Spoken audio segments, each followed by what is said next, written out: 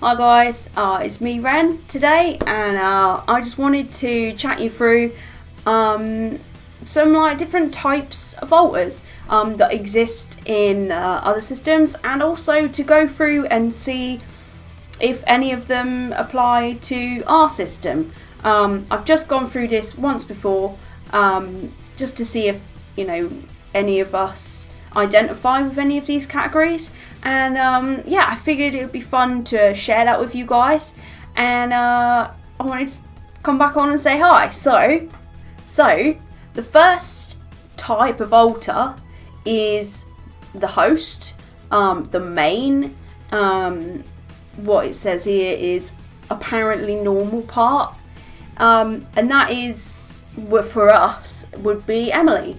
It's the part that is out the most, and it's as simple as that. They can share the name with the body like Emily does, or they cannot, and the host can change over time as well. So basically it's just the person who's out the most, but typically it is the person that shares the name with the body. They will be the one that go out and do most of the social interactions. Well, I mean, that's the case for us anyway. With any of these types and everything that I'm talking about, it is just through our eyes, as a system, and our experience. It is just through our experience, and every system is different, and we'll have a different number of alters, so they might experience all or some of these types or none of them. So yes, host is the first one on our list. The second one is child alters, or as people usually call them, littles, and they are exactly as it says, very young parts that usually develop in childhood. Child alters are often trauma holders, because at that young age, if some kind of trauma happens, you don't split off, but you develop a part of yourself to deal with that trauma, and they often don't grow up, so they often stay as children, stuck in that sort of frightened state in a way. Some child alters hold positive memories and all the good things that happen, and stuff like that. So child alters don't always have to be trauma holders, but often that is the case, and they are fairly common, and do need some kind of protection because they are children. As you'll see throughout this list, any kind of human that you can imagine, any age, any gender, any ability or disability, they can exist as an alter, because whatever your mind as you're growing up can imagine or empathize with, you can develop that as one of your alters, one of your personalities. So you can have very, very young alters, you can have teenage alters, you can have older alters. So that's a thing. You can have some that are on an age slider, so some that are very young sometimes and older other times, but for us we have two littles. We have Ashley, who is, as we don't know how old she is, but she thinks she's 5, and then we have Peter, who's probably about 10, but we're not 100% sure on that either. But those are our littles, and most systems will have a little. Not every system, but most systems will have a little in their system. So the next one on this list is the internal Selfhelper, and that's kind of what I like to think I am. It's the role of helping to communicate within the system, which is so important. Trying to get everybody all on the same page, trying to get information from somebody who's further back to somebody who's at the front making the decisions. Also, my key role is when Ashley is out, to make sure that I can help her communicate with the world because she's non-verbal. So I can quickly, switch with her. Also to enable some switches to happen, because sometimes we can't go from one person to another. I don't know why, but that's sometimes a thing with systems. So I'm here to be sort of that person in the middle, to sort of be like, you step back, I'll hold on for a minute, come here, you take control. That kind of vibe, I guess. But I like try and make sure everybody is communicating and cooperating inside our mind, inside the system. And also, so not just inside the system, again, alters can have one role or they can have many roles, just as people, aren't just their job or their family position. We're nuanced and are not just our one role. So I would say I'm an internal self-helper, but I also like to help people externally. So again, not every system will have, all of these roles. Also, some of the alters might have multiple roles. So that is also something to consider. The next type of alter on our list that's like another key differentiating one is introjects. Now, we don't think we have any introjects, so I'm going to just be speaking on the research that we've done. Introjects are alters who are based off of an existing character or person. So introjects can be based off of fictive characters.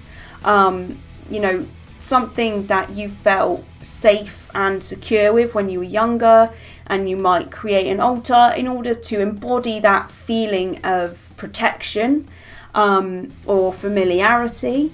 Some fictive can be created from real life people, so it might be somebody who seemed to care about you a lot or love you.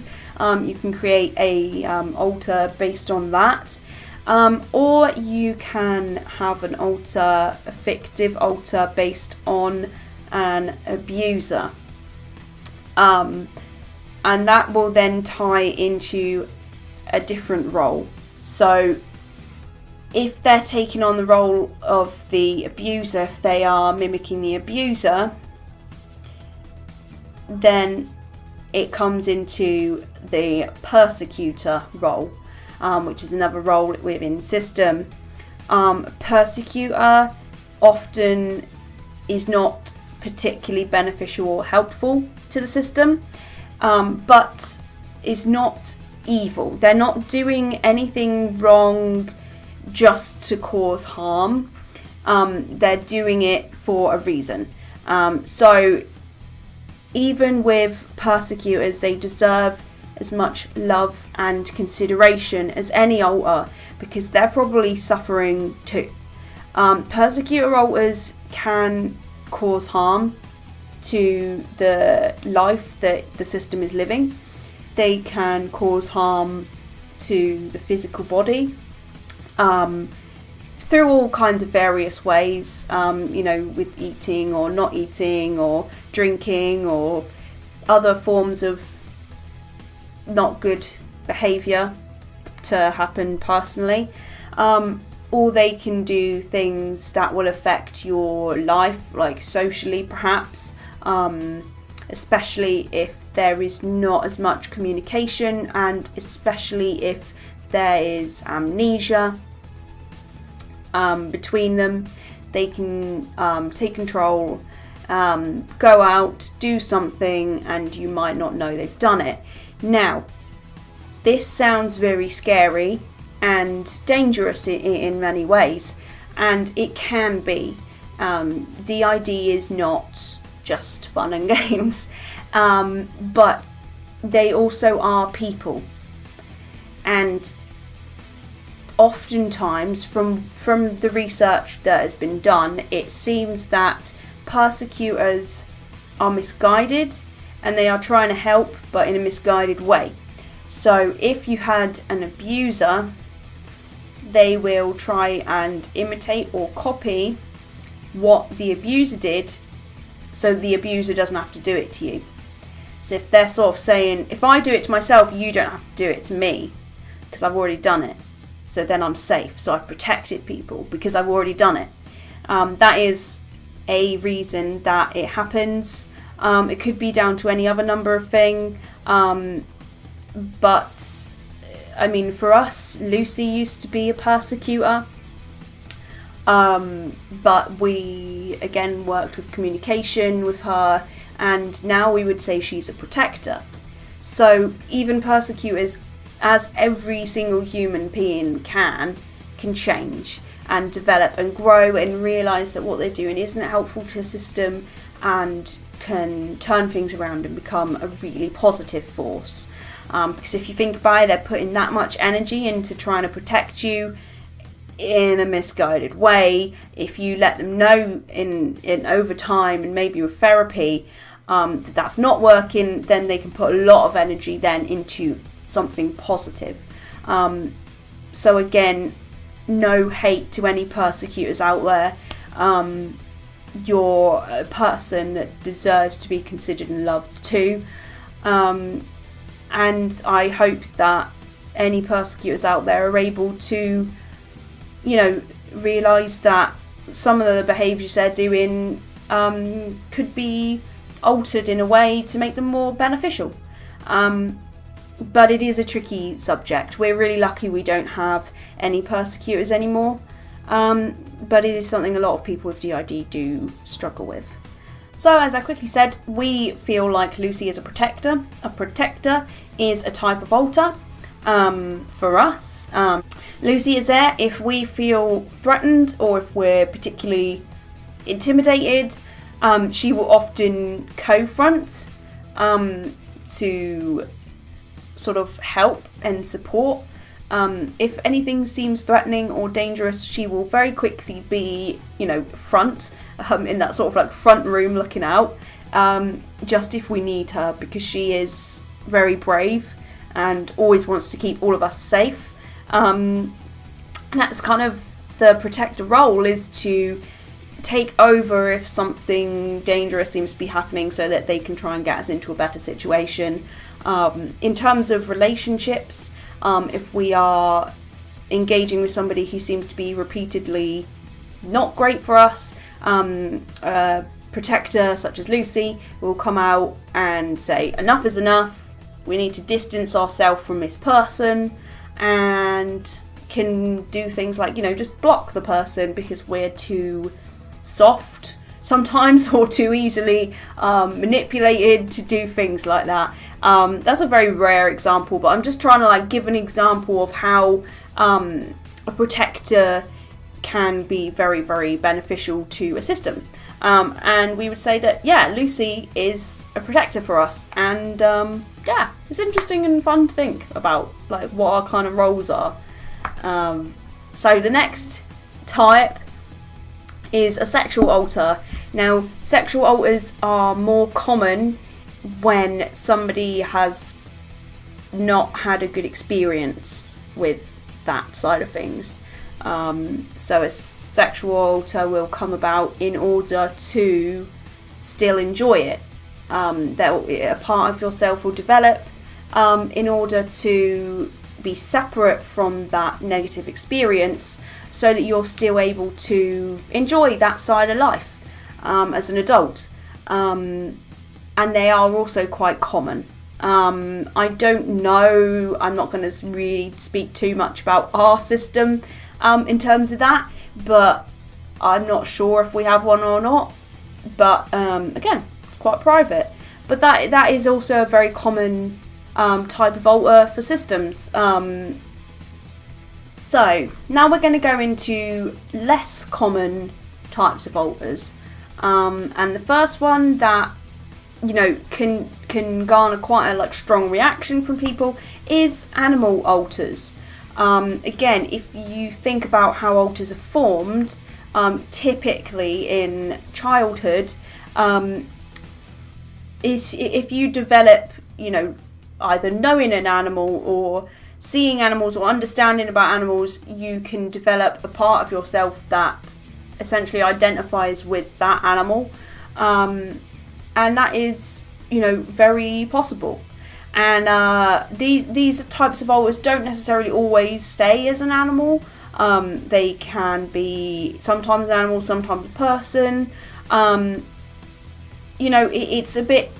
It's not as common, so I don't know that much about it. We do not have an animal alter, but again, I'm not sure exactly what role they have, but you can understand how they're formed. Another type of alter is a baby or infant type of alter. You can get child alters, you can get teen alters, any age that a human can be, you can get an alter of that age. I would say infant and baby alters are less common from what I can see in systems, but I do know of systems that do have those. And again, even if it's a baby, even if it's an animal, there's still a valid part of that system that is playing a role and deserves to be considered and deserves the love and support from anybody who interacts with them.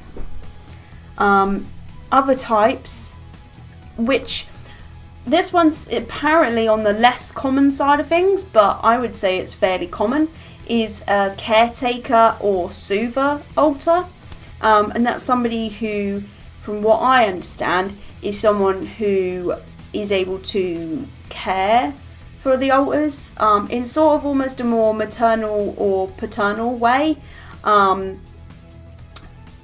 just sort of less like how I am trying to fix the problem, and more just being supportive of somebody if they're struggling with something, not necessarily coming up with a solution, but just sort of being there and showing that they love and care and support that person.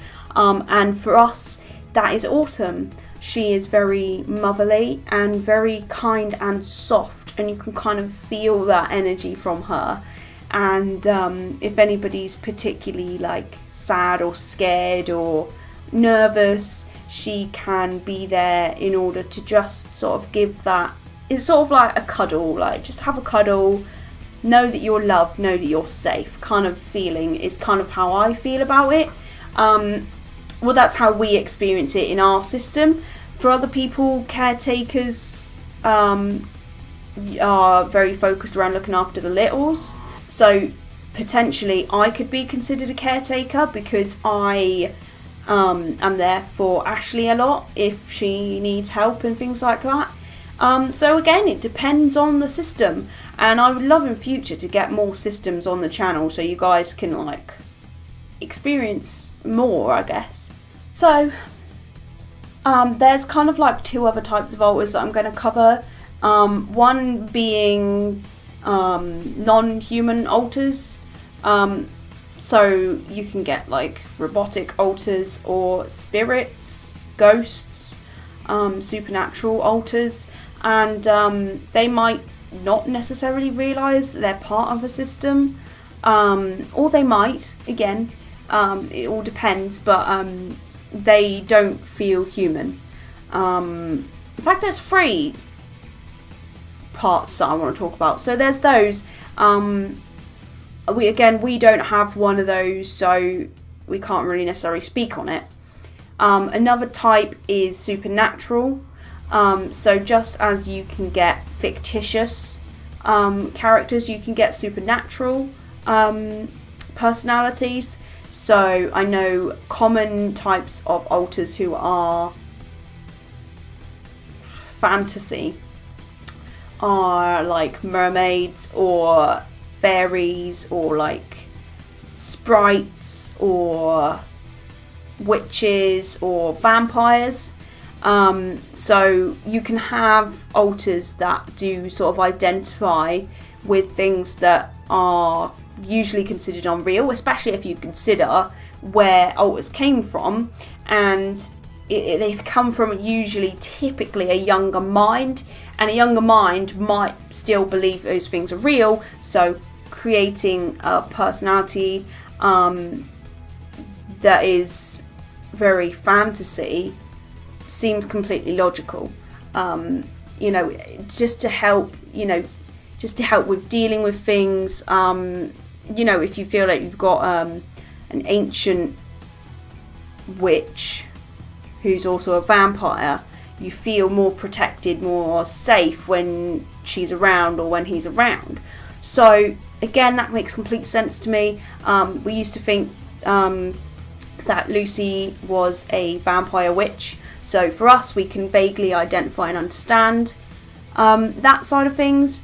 There are also a type of alter called a Fragment alter, and they are alters who are not fully developed, not like a whole rounded person, and they just kind of like serve one function or one role. So for example, you might have one that's really good at cooking and they only come out to cook, but they don't really develop their own thoughts and feelings and opinions on other topics. For us, Blossom is our faction alter, and she only really comes around when something sort of like not very great has happened, and she is there to basically keep the body comfortable, and to have to engage socially if somebody were to talk to us while we're in a very sort of not happy state.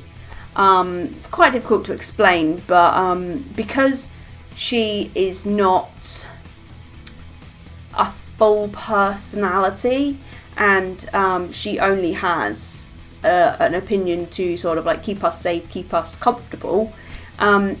With these fraction alters, you kind of have to be a little bit more careful, because almost like children, they're not able to make opinions or kind of decide things for themselves because they're not a full person.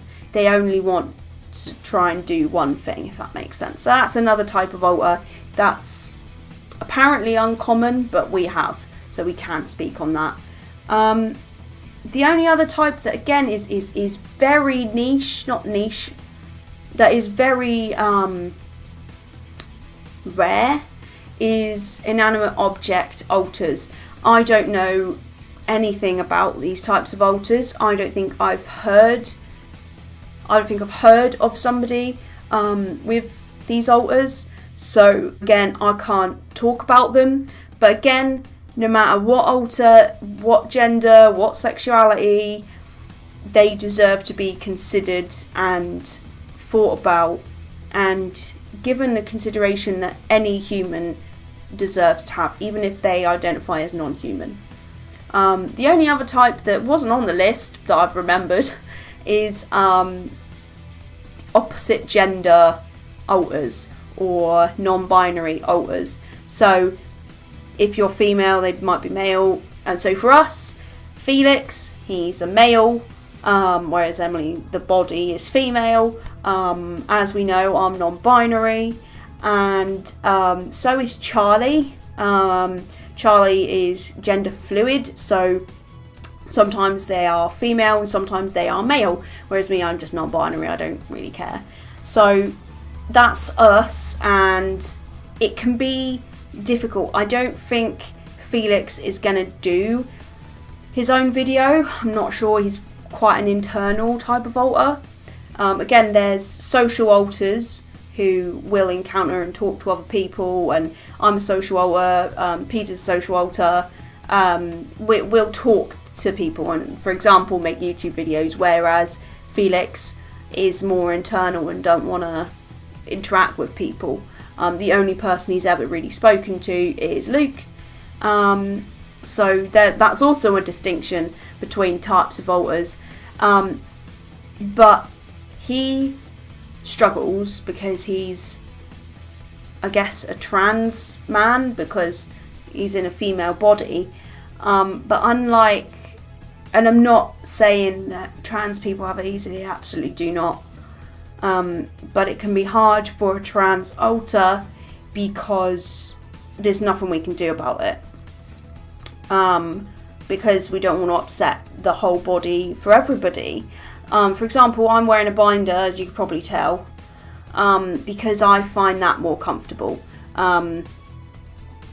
He obviously would prefer to not have a chest, and would prefer to, you know, ultimately go through all the transformation surgery to become a male, but knows that that's something that is impossible. He can never do that. So that's a little bit tough for Felix, that I feel a bit bad about for him. You know, it's just things like that might not necessarily be considered about alters, but you know, it's a thing, and I'm sure it's the same for systems who are in a male host body, and they're female. You know, it's very difficult to change physically, just like quickly. Like we can dress differently to make ourselves feel more comfortable, and that is really, really beneficial. Especially, we are very privileged and lucky that we can do that. You know, we've got some clothes that we can wear, but some people, you know, are keeping their alters very, very secret and private, and if you let them wear a binder and all this kind of stuff, it might look different to other people, and they're trying to keep their alters secret. But yeah, I think it's really a good thing to let your alters appear and present how they feel most comfortable. It seems to be a good part of therapy, is keeping all of your system happy and like considering us all as people. So yeah, those are some types of alters that exist. I hope I didn't go through them too quickly for you. If anybody does have any questions or thinks I went through it too fast, or basically any comments, questions, please put them in the comments section and let us know so that we can have a chat about it. Any questions for any one of us alters, pop them down there. Please like and comment and subscribe and all that business. You know, we're YouTubers. But thank you so much for watching. We really appreciate it, and I really hope you enjoyed it. So I will see you another time. Bye guys.